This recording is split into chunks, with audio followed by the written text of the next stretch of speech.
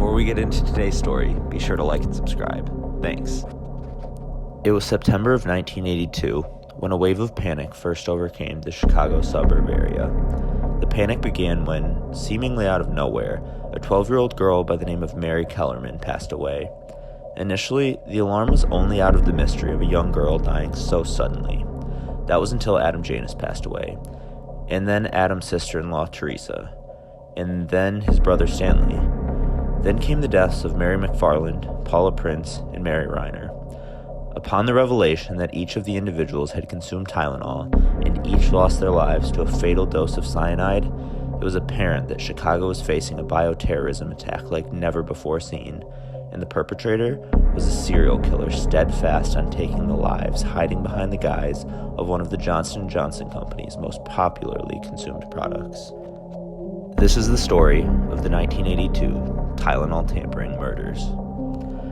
After analysis had revealed specifically that cyanide contained within Tylenol capsules had been responsible for the aforementioned 7 deaths, authorities partnered with local media outlets on a frantic campaign to warn citizens not to consume Tylenol until the case had been resolved. Johnson & Johnson assisted in the campaign, going as far as to run full-length advertising campaigns to stop their product from leading to further deaths.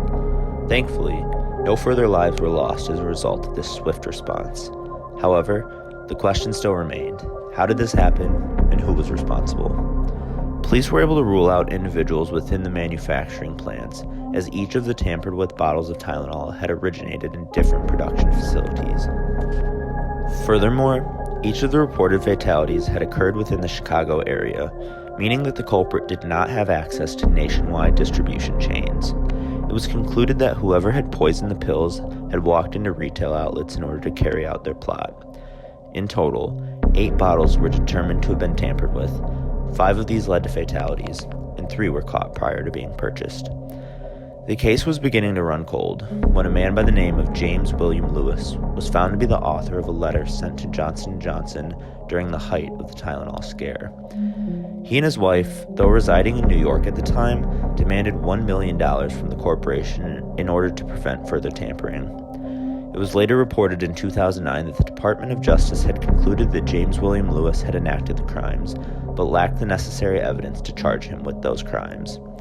James William Lewis went on to serve 13 years of a 20-year extortion sentence and was released from prison in 1995. However, despite the Department of Justice's conclusion, without an official conviction for the crimes, the case was investigated continually in the years that followed, turning up a number of suspects that never materialized into convictions.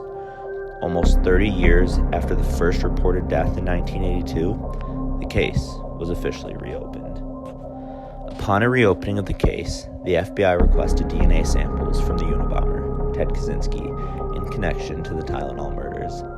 However, Kaczynski denied ever having possessed cyanide, and Kaczynski was only suspected because the first 4 Unabomber crimes happened in the Chicago area between 1978 and 1980, and Kaczynski's parents had a suburban Chicago home in Lombard, Illinois in 1982, where he stayed on occasion.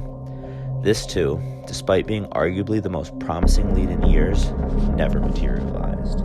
After now nearly 40 years of investigation, the closest person to a suspect identified by authorities is described as a bearded man, identified on security cameras close by Paula Prince as she purchased the Tylenol bottles that would unfortunately take her life.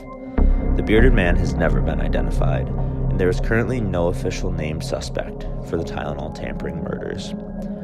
These attacks did, however, forever change the safety measures implemented in the over-the-counter pharmaceutical industry.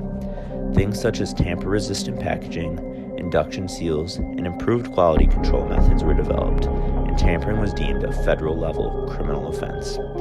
Capsules, which were easily modified without any obvious signs of damage, were moved away from by the pharmaceutical industry and primarily replaced with more solid caplets. These murders were tragedies that came about as a result of an unpreparedness for an evil that would ensue to take the lives of 7 innocent people. As a society, we learn to be safer for everyone, and unfortunately we're forced to make accommodations for the most malevolent of intentions. The takeaway from this story can only be to proceed with caution when consuming anything. Remain hopeful that you find yourself in a safe environment while remaining ever vigilant for your surroundings.